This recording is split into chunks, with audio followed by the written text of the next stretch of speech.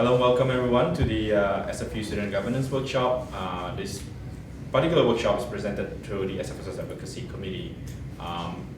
The idea for us to organize such endeavor is to make sure that any students are aware that opportunities are available out there for them to participate in all levels of student governance. The objective and scope of this workshop is to educate. Number one is to educate students of the opportunities to be involved in the university and society's governing structures. The other thing that we want to do is to encourage undergraduate students to actively participate in the SFSS electoral process, to inform students about the impact they can have on their school and their community through student leadership. And the last but not least is to highlight the personal benefit of involvement in student governance.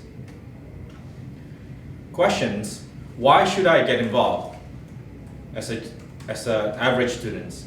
A lot of the time students don't really know because they go to school and they go back, but they don't really know they can have an impact in terms of trying to make a school life better, right? So student participation is actually both a right and a responsibility. As a student at Simon Fraser University, you yourself have inherited a legacy of student participation in the university decision-making process. In terms of personal development, what can I gain? Professional and personal development through networking, to career portfolio development, to represent and to advocate on behalf of your fellow friends, your classmates. And the other thing is democratic government participation. And the last one, through bursary and service awards. As you might have known, in order to receive bursary or service award, you need to be involved in any other extracurricular activities at SFU, or besides SFU, there's other places as well. So before moving forward about the nitty-gritty stuff, we're gonna ask you a bit of questions about governance. Do you really know your stuff when it comes to sitting on the board of a non-profit? So in terms of understanding governance, there is no one-size-fits-all governance model. The governance framework needs to be built around your mission, and it should be suited to the society's size, culture, people, tradition, and history. As you know, at SFU, it is a multicultural society here, represented through international students, student of color. That's so many. We have a variety of, variety of students on campus. So again, in terms of understanding governance, directors of nonprofit have a variety of duties and liabilities. Directors are required to exercise their powers with competence and diligence in the best interest of the society. The role of staff and board members are always interdependent. Each party has something the others need, and board have a legal and moral responsibility for the organization's well-being. This is one of the key things that we would like to stress in terms of trying to educate potential board members about their responsibility, about their moral and legal obligations to the organizations. So now moving forward, it's about the involvement opportunities that's available within our university and the society structure. So we're going to talk a little bit about the organizational structure of Simon Fraser Student Society. This is a chart outlining the different committees that's presented through SFSS and how the organizational structures are represented. The annual general meeting is normally held once a year in the fall, and it represents the highest convening governing body that represents close to around 29,000 undergraduate students. It functions as a unified body to determine the future activities of SFSS, where major policies, decisions are made ranging from budget to bylaw or constitutional changes. This is where you have an opportunity to exercise your democratic right to vote and to be involved in student governance. The board of directors of SFSS is composed of 6 executive committee members and 8 faculty and an at-large student representative. Collectively, this body ensures that the diverse view of the student population are represented to facilitate the work of student society between annual general meetings. The composition of the board of directors. The first would be the executive officers. The president itself has the power to convene the board or forum at any time and represent SFSS on formal occasions. That's the role of a president. The vice president services, or the vice president external, is responsible for keeping the board informed of any plans that external organizations outside the university, including governments and other student unions, which have a direct bearing on SFSS. The vice president services, his or her role is to oversee the coordination of activities and services for the membership. For example, the health plan and the UPass program, and carry out the rights and duties and obligations of the president during her or his absence, or in the event that she or he should resign, be impeached, or abandon office. The vice president student life acts as a liaison between the board, forum, departmental student unions, and clubs at the university. The vice president finance keeps a careful accounts and ensures that SFSS financial affairs are handled properly. The vice president university affairs acts as a liaison between the SFSS board of directors, the university, and coordinates such student representation on all university committees and community affairs. The faculty and at-large are represented. Each faculty has a representation at the board of directors. You have the arts and social science representative, applied science, business, communications, education, environment, health science, and science. They represent the interests of students within that faculty. And you do have 2 at-large representatives, which has an open portfolio. Moving forward, looking at committees of SFSS, the SFSS itself functions via a committee structure. Every decisions and directives in the society is made or given through one of the various committees. Currently, there are about 14 committees serving different purposes, represented by the board of directors, forum members, and student at large. So these are the standing committees of the student society, where there's a student at large position available for any students who want to get involved in the committee's level. The Accessibility Fund Committee oversees the accessibility fund that is collected through an organization so that the organization becomes more accessible.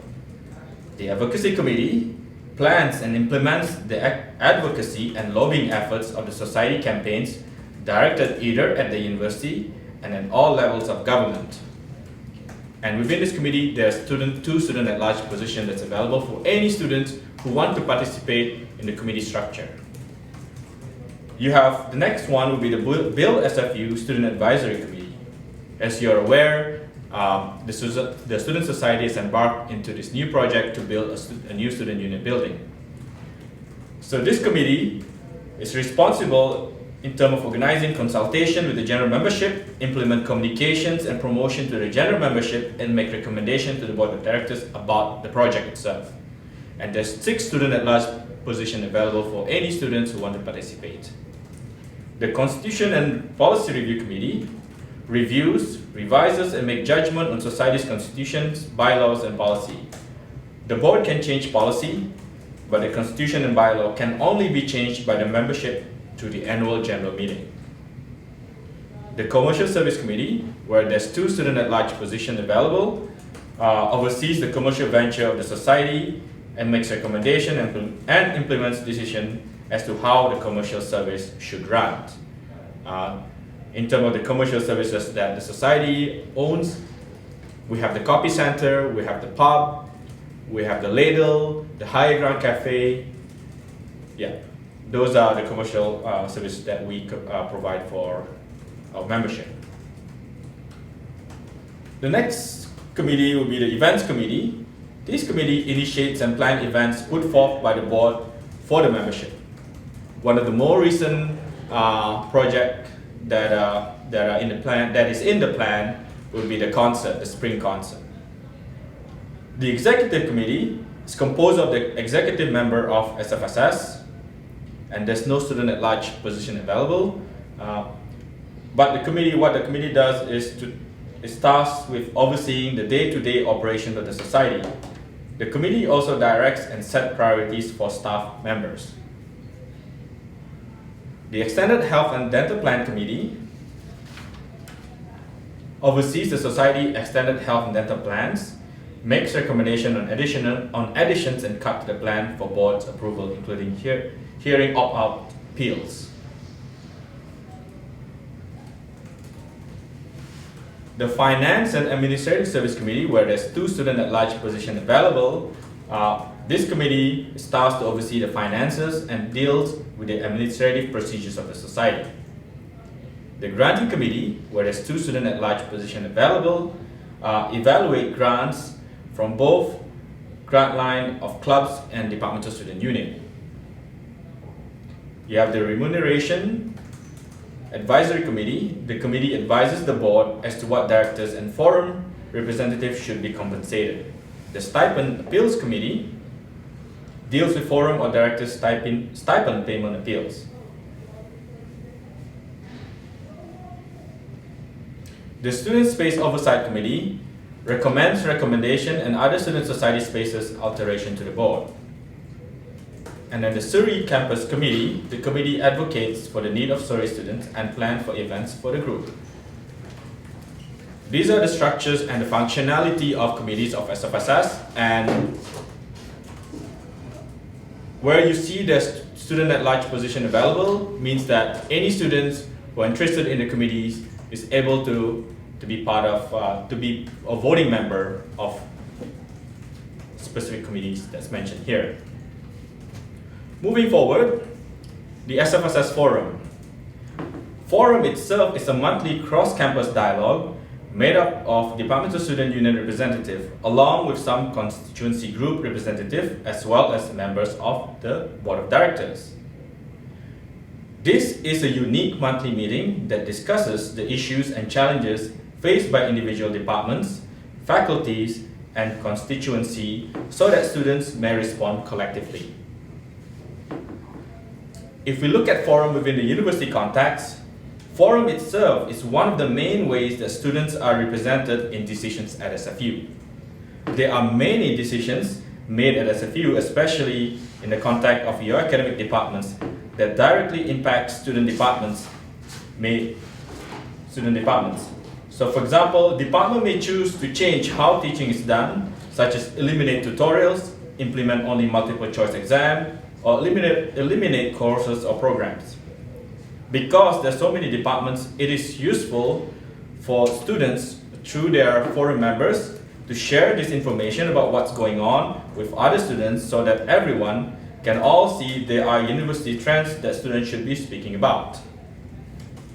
By the way, each forum representative gets an honorarium of $35 for every meeting they attend. Moving on forward, in terms of the structure of the student society, you have the Faculty Student Union. This group is just recognized recently as a unifying body that represents undergraduate students at the faculty level. The Faculty Student Union serves as a bridge that unifies the gap between an average student to its faculty. The primary focus of this group is to advocate the interests of those students at the faculty level. DSU, as they call it, or Departmental Student Union, are the most democratic foundation of the Simon Fraser Student Society. This group bridge the gap between an average student and the departments, including those of the student society. At this point, there are over 50 active departmental student unions within the SFSS. All students automatically belong to a student union for any departments in which they are registered in a major, minor, or even taking one course. So one of the things that Departmental Student Union normally do are hosting career fairs, social, pub nights, conferences, publish journals, be involved in faculty hires, advise on curriculum changes, and take on special projects. The constituency group.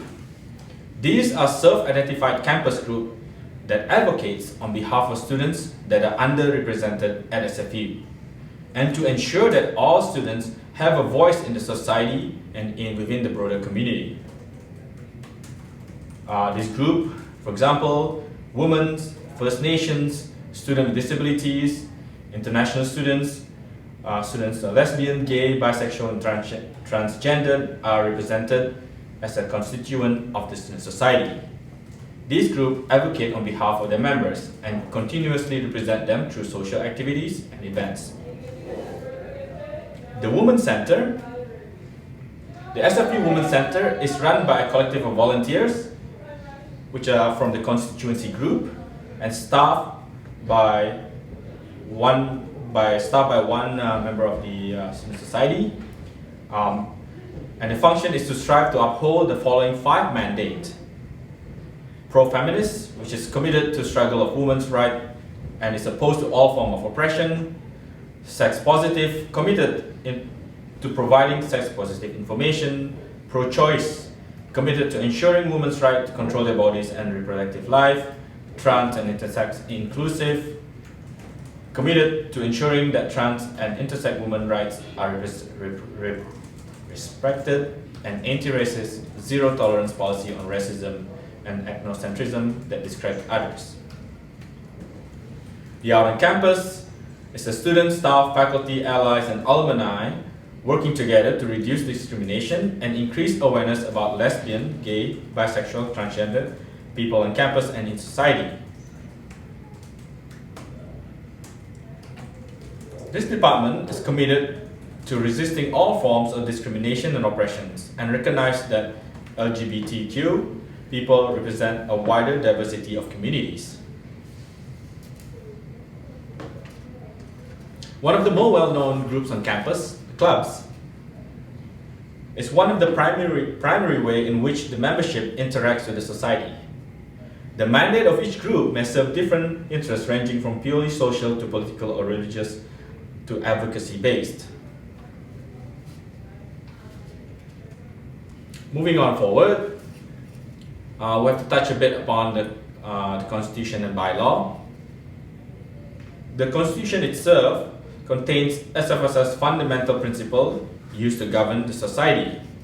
One example would be the purpose of the society is to represent and advocate for the interests of undergraduate students at SFU. The policy itself, the policy manual, contains protocol that describe organizational parameter and its structure, including term of reference and code of conduct for both directors and staff.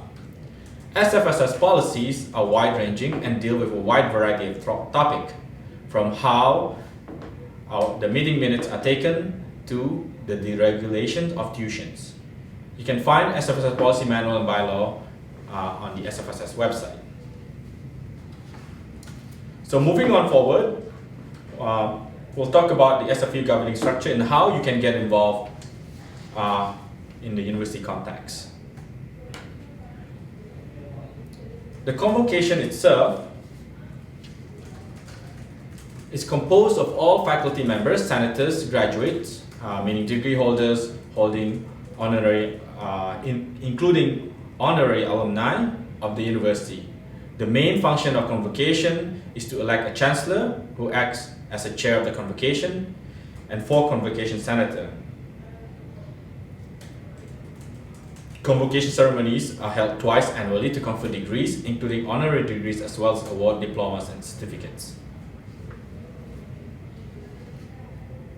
The Board of Governors is composed of the Chancellor, the President, 2 student members. This is where I want to highlight that any students, any undergraduate students or graduate students can get involved in the governing structure of the university, right?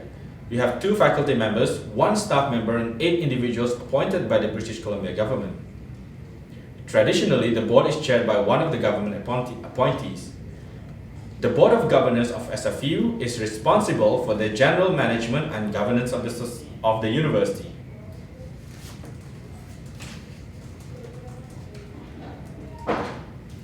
Within the Board of Governors itself, there's committees where all the members here would have to be involved in. You have the Academic Operations Committee, the Finance and Administration Committee, the Audit Committee, the Employee Relations and Compensation Committee, Executive Committee, Nominating Committee, External Relations Committee, and Governance Committee. Senate. The Senate is composed of the Chancellor, the President, the Vice President of Academics, Vice President of Research, Deans of Faculties, Deans of Graduate Studies, Dean of Continuing Studies, Associate Vice Presidents, Academics, Universities, Librarian, Registrar as Senate Secretary, 14 student members, 28 faculty members, and 4 convocation members who are not faculty members. So within this structure, there's 14 different seats where any students can get involved in. If you want to know more, the Senate itself is chaired by the President, and the responsibility of Senate is to make sure that the university has good academic governance, and within the Senate structure itself, it is assisted through committees as well, similar to the Board of Governors or the Student Society. These are the committees of Senate. So if you look at the first one, the Senate Committee on Disciplinary Appeals, CODA, you have 5 undergraduate positions available. What does CODA do? So I'll explain a little bit, and I'm going to choose only 4 different Senate committees in terms of the term of reference. SCODA, the committee itself serves as a final appeal body for students on all matters of academic discipline as mandated in the University Act, and is also the forum of final appeal for students in matter of misconduct and such other matters as Senate or the Chair of Senate directs. The Senate Appeals Board, SAB as they call it, the committee is responsible for dealing with students' appeals or registrar office, decisions relating to admission, readmission, standing, or credit transfer policy. Within SAB, we have 2 undergraduate positions elected by Senate available. The Senate Committee on Undergraduate Studies, CUS, the committee is responsible for making recommendations to SCUP on new courses and program proposal, grading procedures and results, and any other matters relating to undergraduate curriculum. By the way, SCUP is Senate Committee on University Priorities. Or SCUP, there's only student senators position available. The committee itself is responsible for the operations of system of academic planning, to recommend the priorities of allocation of resources required to implement new program, establishment and disestablishment of academic departments, research unit, and institute. So there are quite a few different opportunities that's available within the Committee of Senate, and from my understanding, you don't have to be a senator to be elected as senator to be able to sit in some of the committees of Senate. As mentioned here, when you see there's 5 undergraduate positions, meaning you can be a volunteer and put your name down to be part of the Senate committees. When there's a mention of student senators, that you need to be elected as a student senator to sit down in one particular committee. For example, here, the Senate Committee on University Priorities. Moving on forward, the Senate Committee on Teaching and Learning. We have 1 undergraduate position. Senate Graduate Awards, I didn't put any student undergraduate position there because it's meant for graduate students. Similarly, Senate Graduate Studies Committees. Senate Committee on Agenda and Rules. There's only student senators positions. Again, you need to run an election that normally happens in January to become a student senator to sit in these committees. And the Senate Library Committees, 2 undergraduate positions. Senate Nominating Committees, only student senators position. Senate Policy Committees on Scholarship Awards and Bursary, 2 undergraduate position. Senate Undergraduate Awards Committee, 2 undergraduate position. Moving on, there are other committees of SFU, which is not part of Senate. You have the Calendar Committee, 1 student at large elected by Senate. Committee to Review University Admission, 2 undergraduate student position. Diverse Qualification, Education Committee, 2 undergraduate positions, Electoral Standing Committee, only student senator positions, Excellence Teaching Award Committee, Library Penalty Appeals Committee, 2 student positions, Research Ethic Board, 1 undergraduate position. So obviously there's a lot of opportunity available for any students to take part in the university governing structure. So moving on, so these are some of the important dates that need to take, you be aware of. The SFSS and SFU Elections Committee appointments. Important dates of SFU nomination elections. SFU calls for nomination of Senate and Board of Governors in January. Nomination deadline was January 22nd and it was closed at 4 p.m. And the term of office begins June 1st, runs all the way to May 31st. So useful link, you can find call for nomination under sfu.ca under students elections. For SFSS appointments,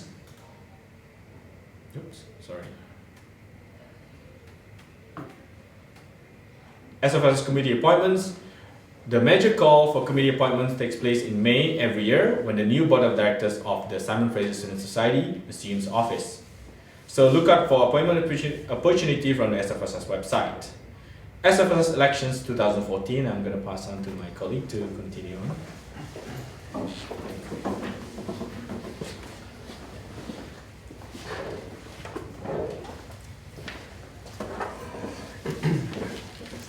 Okay, thank you. So my name is Sondre Dimitrescu. I'm with the Independent Electoral Commission. We are the body that runs the Student Society elections. This is the 2014-2015 year that we're doing right now. So the Independent Electoral Commission, the IEC, conducts the general elections, by-elections, and referenda every year. The IEC consists of 1 chief electoral officer, that is Lorenz Young this year, and 4 commissioners. I'm one of the 4. There are also 3 other ones that couldn't make it today. We establish and adjudicate the elections process within the prescribed bylaws and policies of the Student Society. So the nomination period is now open for all those who are interested in running for a position on the board of directors. Nominations close next Monday on March 3rd at noon. For executive and at-large positions, nominations must be endorsed by no less than 10 people currently enrolled in classes. So this can be anyone from any faculty, any major, even undeclared. As long as they're an SFU student, they can nominate someone for an executive or at-large position. For faculty representative positions, such as the Faculty of Arts rep, the Faculty of Applied Sciences rep, nominations must be endorsed by no less than 10 registered majors, minors, or someone who's taking a class in the respective faculty this semester. So if someone is an art student, they're taking if someone's a science student, they're taking a psych course, they can nominate someone for the Faculty of Arts representative position. Nominations are due March 3rd at noon, and they can be handed in to our office at Maggie Benson Center 2236. Campaigning starts as soon as nomination period closes, so as soon as noon comes around March 3rd, campaigning will start and runs until March 24th at 11:59 p.m. So that ends before midnight. This year we're doing 3 weeks of elections, or 3 weeks of campaigning, as opposed to 2 weeks in previous years. It's very different. Candidates typically campaign via posters, banners, and social media. All campaign materials must be approved by the IEC. It's done through email. And this year we have an updated candidate handbook with all the information on how to get your material approved. This can be picked up at our office. Generally it's done through email, and there's a whole process on how to get the materials printed and everything outlined in the handbook. Materials must be printed by the SFSS Copy Center. It's next door to our office, and candidates have a budget of $50 paid for by the Student Society for their campaign. Voting happens as soon as campaigning ends, so it opens March 25th and ends on March 28th. Voting is now conducted online, and students will receive a link in their email through Connect, and campaigning is not permitted during the voting period. So once campaigning ends at midnight, there's nothing more to be done during the voting period. At that point, it is the voters that have the say. In terms of results, unofficial results are announced shortly after voting ends, and these results are unofficial until ratification by the board of directors. Thanks.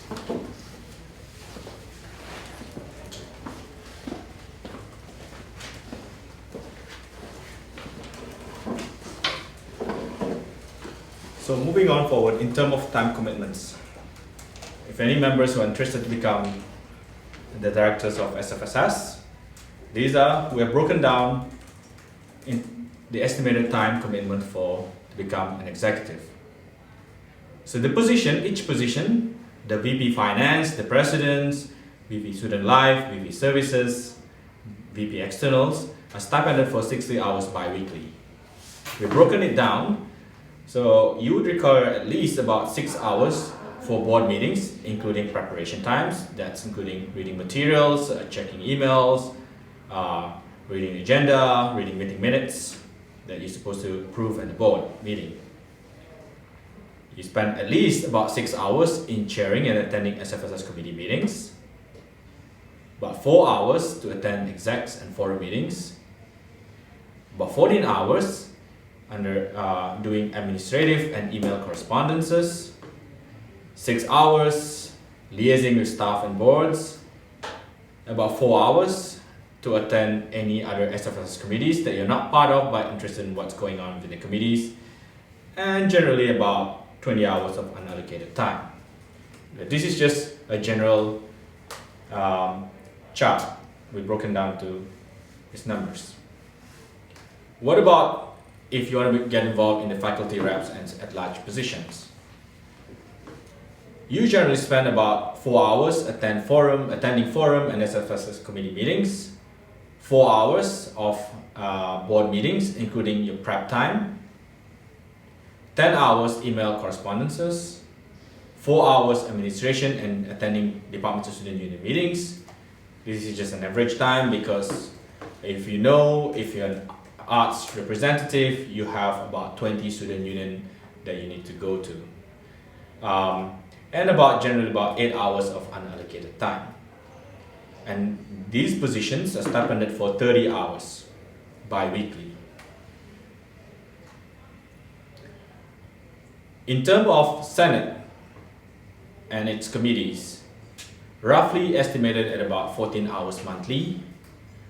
Takes about 3 hours to attend Senate meetings, and then about 3 hours of Senate committee meetings, and about 8 hours of preparation time, including reading materials and preparing yourself for Senate meeting and Senate committee meetings.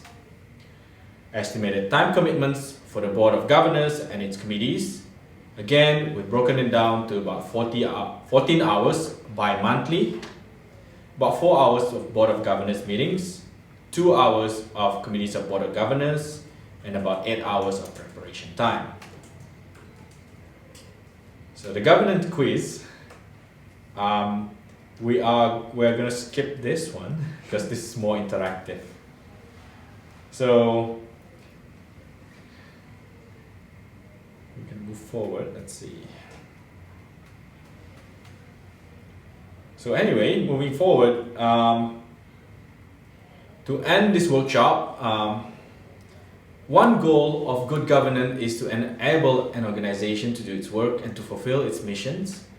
And it appears that if you know what it takes to do a good job, you can do it. Good governance is all about achieving desired results and achieving them in the right way. Since the right way is largely shaped by the cultural norms and values of the organization, there can